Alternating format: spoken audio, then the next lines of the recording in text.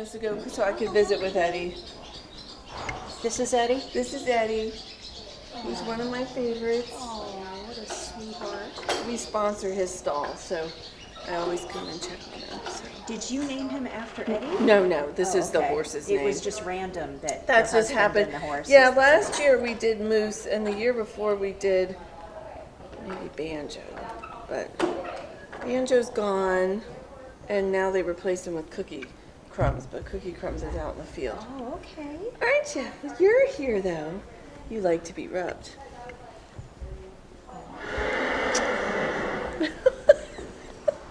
I'm Melissa. And I'm Lisa. And we're realtors in the Shenandoah Valley of Virginia. We love where we live, and we can't wait to show you. Welcome to the channel.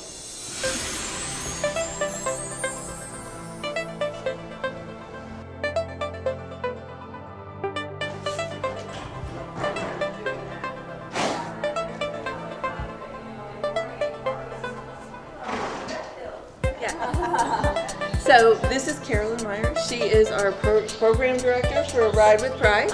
And we're here talking with her today to get some information on the program, the organization, how people can help, volunteer, and support it.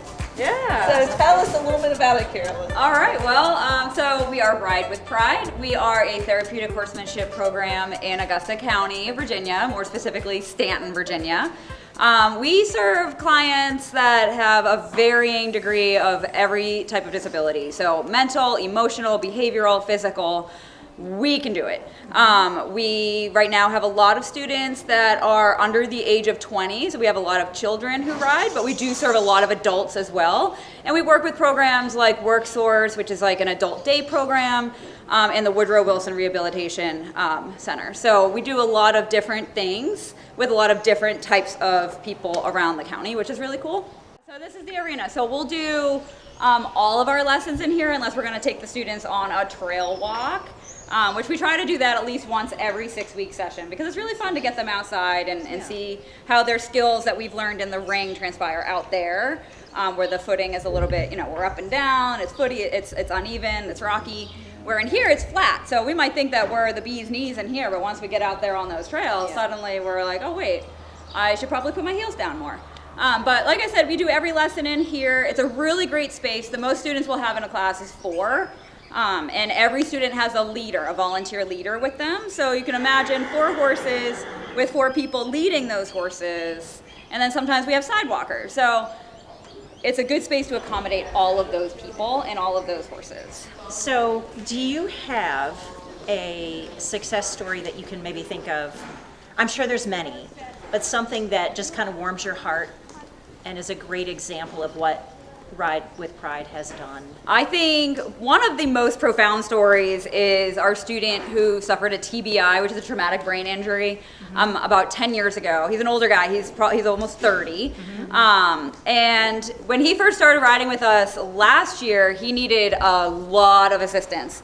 He had 2 sidewalkers on each side, a horse leader. We had to use the biggest horse in the barn. So this is somebody, he doesn't have a lot of independent sitting power, so we're literally holding this giant man on this horse. And after 3 sessions with us, so 3 6-week sessions with us, so he started in the spring, so going into fall, one day we just realized that the 4 sidewalkers weren't really doing anything because he had built so much muscle and so much strength to hold himself up, even though he's nonverbal, he has a traumatic brain injury, and he's in a wheelchair. And all of a sudden, this man was riding on his own. Our sidewalkers were we don't know what to do because they weren't having to hold him. So that is probably one of the most profound, we were crying at the end of that lesson because it was just like we did this. We did this for this person. And because of that, he was able to go skiing that winter. At Massanutten, which if nobody knows, they have adaptive skiing up at Massanutten, so big shout out to them. So he was able to do that, and he also was able to enroll in a program at JMU where he can swim. Oh my gosh. And none of that would have been possible if he didn't come here. So it's good for core stability, right? Exactly. And that was probably a big part of it. Yep, exactly. And with him, it was just as simple as doing a lot of transition, so a lot of walk forward a few steps and then stop. because he would like lean forward and lean back, and that's contracting those muscles without even noticing. And yeah, so we were flabbergasted that he was able to hold himself. It was amazing. That was a wonderful story. Thank you for sharing. Absolutely. It's a great example. And I'm sure that's like one of many. Absolutely. Yeah. I mean, I could go on all day about the kiddos who on paper have behavior issues, but we never see it here. Never see it. You know, and I'm writing progress reports. I'm like, I don't know how to say any of it. You're like, this kid, he's great. Like, I have a different version of the kids when they come here because the horses are just that powerful. And the kids are just that happy when they're here. Hands-on.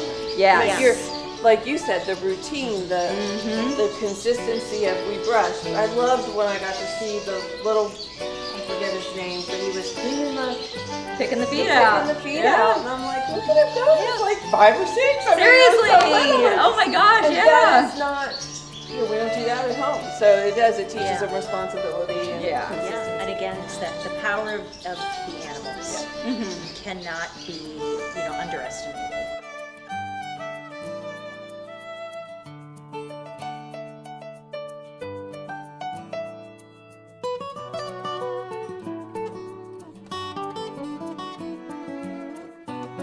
Yep, the ramp's You're out. on the ramp, perfect. Yep. So the thing that we don't have, which is something that I would love to be able to get in the future, would be a lift for the students that are in wheelchairs. Now, we're very fortunate right now that a lot of the riders that we do have that are in wheelchairs, they come with their own assistance, so they're able to transfer from the chair to the horse relatively seamlessly. However, that doesn't always happen. We don't always have the aides come with them or the home help or whoever it is. And so then we were very limited to how we can help those individuals. Yes. So getting a lift is something that I would love to be able to have. It gives a little bit of dignity and independence back to the rider that way without having to feel like they're being manhandled just to get them on the horse. And it's just an apparatus that would go right here and you get trained on it. But it's manual and it just is something that we should really benefit from. So in the future, I would be looking at grants and maybe some donations to help us get that. Because that will just increase the students that we can help safely and like in a good way. Sure. All right, Carolyn. So what can the community do? What are some goals, short-term and long-term, things that you need here at the barn? All right, I think right now our most immediate need is volunteers. We cannot run this program without volunteers, and they help us in many different aspects. They lead the horses, they sidewalk with the students, but they are also a barn buddy, and it's somebody that our students can rely on to be here week to week when maybe their rest of their life is a little bit up and down. They can count on the same faces, the same horses here. So we are just starting our first summer session, and we'll do this until the end of June. I think June 16th, I think is the last day, and then we'll take a quick break and we'll be ready to start again on July 7th for another 6-week session. So we definitely need volunteers to help with that. We have at least 40 students every session, and every student needs a leader at least. So I'm also, sorry. Go ahead. No, you go. I'm hearing you say check the website because you do have sessions, so I think that's an important thing for people to know. Yep, a lot of information for scheduling and when our next session is going to be, and any information about volunteering with us will be on the website. Okay, gotcha. You can also get to the website from the Facebook page as well. Okay. Look, Carolyn, thank you for your time today. We appreciate you taking time to kind of go through what Ride with Pride is, where it's located, and what we can do to help. Yeah. This has been a lovely afternoon for me, so thank you. Oh, you're welcome. Thanks for coming out and seeing what we do down here. Yeah. The horses were all happy to meet you. Yeah. So sweet. Not as happy as I was to Aww, so perfect. Yeah.